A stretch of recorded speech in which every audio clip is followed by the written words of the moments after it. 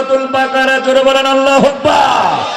এই বাকারার 28 নম্বর আয়াতের ভিতরে আমার আল্লাহ বলে, কাইফা মানে কেমনে, তাকফুরুনা বিল্লাহ, তোমরা আমি আল্লাহর সাথে কুফরি করো, অকুনতুম আমওয়াতান, তোমরা ছিলে মৃত,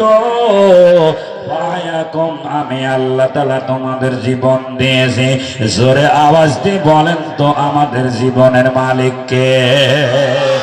জোরে বলেন জীবনের মালিক কে? বাঁচানোর মালিক কে?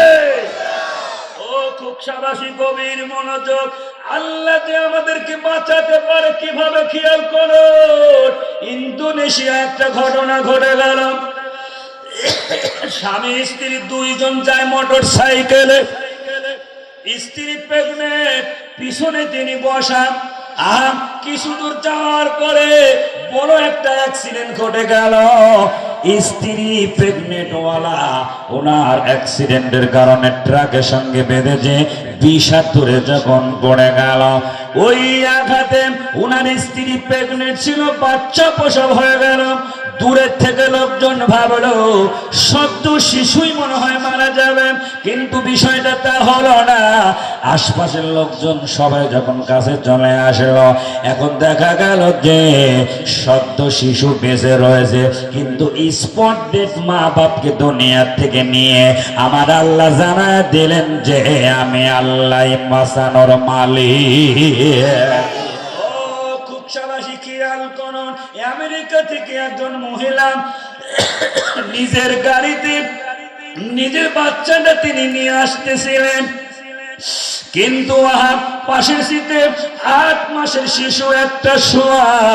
কিন্তু কাকতালীয় ভাবে গাড়িটা ব্রিজের উপরে আসার পরে যখন গাড়িটা পানির মধ্যে পড়ে যায়, 8 ঘন্টা পর্যন্ত পানির নিচে ছিল। ফায়ার সার্ভিসের লোকজন যখন এসে আমার ভাইরা ওই গাড়িটা তুললো, আপনারাও বলবেন বাঁচবে না কেউ, 8 ঘন্টা কেন? 1 ঘন্টা কেন, আধা ঘন্টা তো পানির মধ্যে থাকা যায় না, তাহলে কি করে বাঁচবে? এইবার আমার ভাইরা ফায়ার সার্ভিসের লোকজন এসে যখন গাড়িটা তুললো, কিন্তু দেখা গেল 8 মাসের শিশুটা 8 ঘন্টা পানির ভিতরে আমার আল্লাহ বাঁচায় রেখে তার মাকে দুনিয়া থেকে বিদায় করায়া আমার আল্লাহ ঘোষণা করলেন, আওয়াজ দেন তো বাঁচানোর মালিককে। তখন আমার মনে পড়ে গেল হযরত নূহ আলাইহিস সালামের কথা।